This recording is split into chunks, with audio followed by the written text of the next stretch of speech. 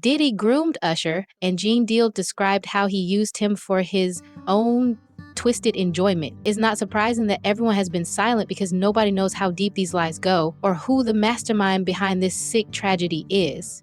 As we peel back the layers and examine this maze of lies more closely, we find that there are victims everywhere, including some of Hollywood's biggest celebrities. But how dare you say a man that groomed you, you gonna give him a pass? Bro, you know I know. Let me reframe you on something. Remember Usher? We was at the Swiss Hotel. Puff had Kim in the room. Had one of Keith Sweat's baby mothers in the big room outside the master bedroom. He came outside in his robe. She gave him a fellatio right there. His back was turned to me. She gave him a fellatio. You knocked on the door. I came and opened the door for you. Puff went in the room. You came in the room and kissed that girl dead in her mouth. Now I'm telling that because you taking up for somebody that you know and a lot of more people know didn't do you right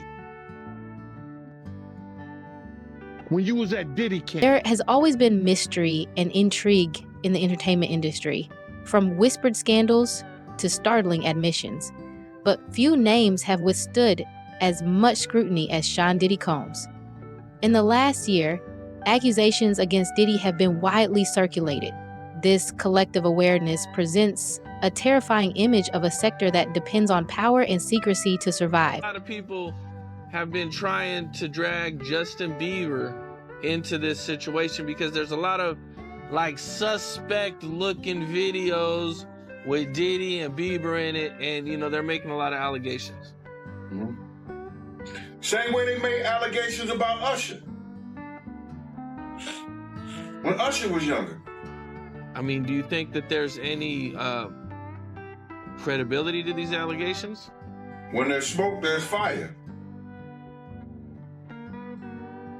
Why would Diddy be tapping his kid in his chest to see if he wired? And asking him, are you wired? Why would he be confronting that kid? Now stoking the flames, 50 Cent has made a claim that raises eyebrows. Let's explore this complex web of allegations, conspiracy theories, and a more general remark on the poisonous atmosphere of the music industry. Aaron Carter, the troubled pop artist who sadly passed away, purportedly intended to warn the public about Diddy before his death. This is a trainer, but come to find out, he's actually Canadian intelligence, but this is my trainer. So this shows you the kind of handlers that are around the superstars in California, right? So it says, I'm going to help you one of a couple ways. First, you and I sit down and have a loving and open conversation, but you don't use cuss words. And everything that is discussed is based in fact, and not some crazy stuff that dumb friend of yours told you, or you saw in a tweet. Second option, I have you institutionalized again, where they medicate the crap out of you, and you go back to zombie land forever. Play date with the kids just won't be the same. This is the way a Hollywood trainer was talking to me to force me to go and apologize, right? You think about if Harley was part of intelligence, right?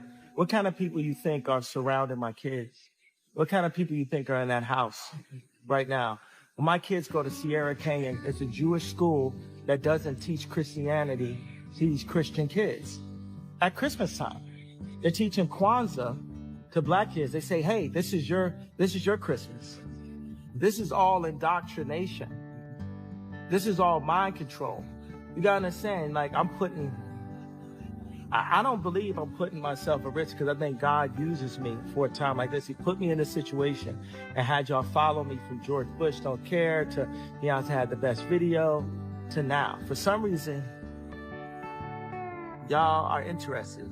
2 Chainz said, YSL belt buckle. Well, y'all niggas shoulders looking. Like, y'all are interested for some reason.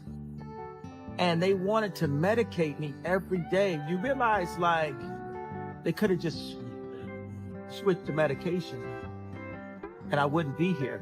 And on the news, they would have said it was because of a mental issue, right? Yeah. I ain't never been back to the hospital since 2015, but every time they say I'm crazy, it's just when I'm saying the truth. So what's the crazy part, really? What's the crazy part, really?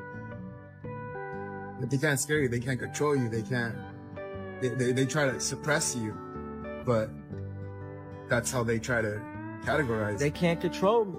You get what I'm saying? They can control Shaq. They can control Charles Barkley. They can control LeBron James. They can control Jay-Z and Beyonce. No, not you, man. But they can't control me. You see, it ain't no name I won't name. It's up. From his initial success with Bad Boy Records to his forays into fashion, booze, and beyond, Diddy has long been one of the most prominent names in hip-hop and entertainment. He has come to represent hustle and ambition. However, there is a darker story beneath the sparkling brilliance. He has been accused of physical abuse and drugging victims. Over the past year, more than 120 people have come forward with horrific tales, igniting heated discussions about justice, power, and accountability in a field that frequently ignores such issues. So you said that Denzel Washington wasn't down with the program, the Diddy program. Well, no. My friend had to do a number 2 and she was on stage and he wouldn't let her be relieved. And so she ended up doing it on stage in front of everybody and it was a wet one. And it went everywhere. It was so nasty. And Denzel was disgusted. He grabbed his wife and was like, "You don't respect nobody," and ran up out of there. Did you see people react like that a lot, or were most people going with the flow? It was so much going on. The people that noticed reacted, but it was just so much going on. If you weren't right there in that vicinity, you didn't even know. It was too much going on. But yeah, everybody, and everybody was just walking around zombied out. Like after a certain time, when you would make the announcement, if you don't, the regular party's over, if you don't want to participate in what goes on after. It's just interesting. I just want to bring up Justin Bieber for a second. Shout out to Justin Bieber, man. I'm a Justin Bieber fan. I want to work with him. Man, I have such empathy for you. You are a strong person, Justin. Shout out to you in your heart. You sing when I hear the pain. Now when I listen to your music, I hear the pain in your voice, Justin. All you wanted to do was sing. Your mother caught you playing your guitar, singing, and thought, let me help my son out. Let me focus on what God, let me nurture this talent. And she thought she was doing the right thing by taking that video to Scooter Braun. And I'm sure Scooter Braun probably thought he was doing the right thing taking to Usher. But Usher, why you do him like that? You knew what Diddy was gonna do to him. What'd you get by taking him over there? And then you had the nerve, he signed to you? So you've been making money off him after you get him abused like that? You owe him all his money back.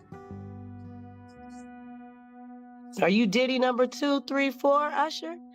Running around here. I mean, this is ridiculous, y'all. Hey, I'm on a live, y'all. Stop calling me when I'm on a live. That's disrespectful. I'm on live. Stop calling me. Jaguar Wright is watching. She's in the chat. Hi, Jaguar. I love you. Oh, I love if I can work with her. She sings so good. Hey, tell Fox to stop calling me. Jaguar Wright is on the... Purple Rain. Purple Rain. Tell him to stop. He keep calling. He called 5 times. I don't even know what did. Man, he gonna make me talk mess. Tell him to stop. That's ridiculous. Hey, Jaguar. Yeah, I just want to say, man, your voice is amazing. Your strength is amazing.